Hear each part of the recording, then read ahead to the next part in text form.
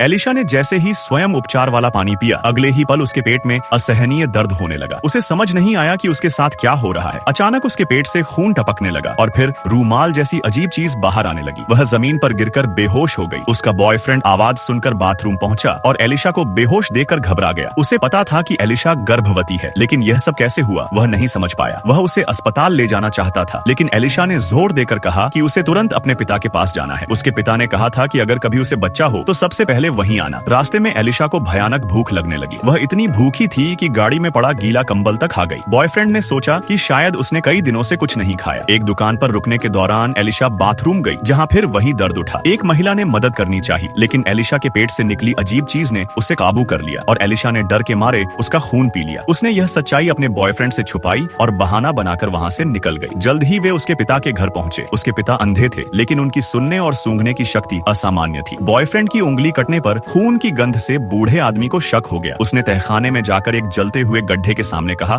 कि एलिशा का बच्चा सामान्य नहीं है। सच यह था कि वर्षों पहले उसे एक रहस्यमयी किताब मिली थी, जिससे उसने एक दानव को बुलाया। उस दानव ने उसकी आंखें ठीक कर दी, लेकिन बदले में बलि मांगता रहा। एलिशा उसी दानव की संतान थी जिसे उसने चोरी छिपे इंसानों के बीच पाला। अब वही दानव एलिशा के बच्चे के बदले उसकी आंखें स्थायी रूप से वापस देना चाहता था। बच्चे को जिंदा रखने के लिए इंसानों का खून चाहिए था। बूढ़े आदमी ने पड़ोसियों को बलि बनाने की योजना बनाई, लेकिन हालात बेकाबू हो गए। आखिरकार दानव सामने आया और एलिशा ने अपनी माँ का असली रूप देखा। उसी समय बच्चे ने होश में आकर दानव को बाहर धकेल दिया। तब सबको एहसास हुआ कि यह बच्चा दुष्ट नहीं है। एलिशा का बॉयफ्रेंड बच्चे और एलिशा को बचाने के लिए खुद को बलिदान करने को तैयार हो गया। यह देखकर बूढ़े आदमी का दिल बदल गया। उसने दानव का हाथ काट दिया और खुद आग के गड्ढे में कूदकर दानव के साथ मर गया। आग बुझते ही अभिशाप समाप्त हो गया। एलिशा ने अपने बच्चे को गोद में लिया। जिसने कभी शैतान से सौदा किया था, वही पिता अंत में अपनी बेटी और उसके परिवार को बचाने के लिए अपनी जान दे गया।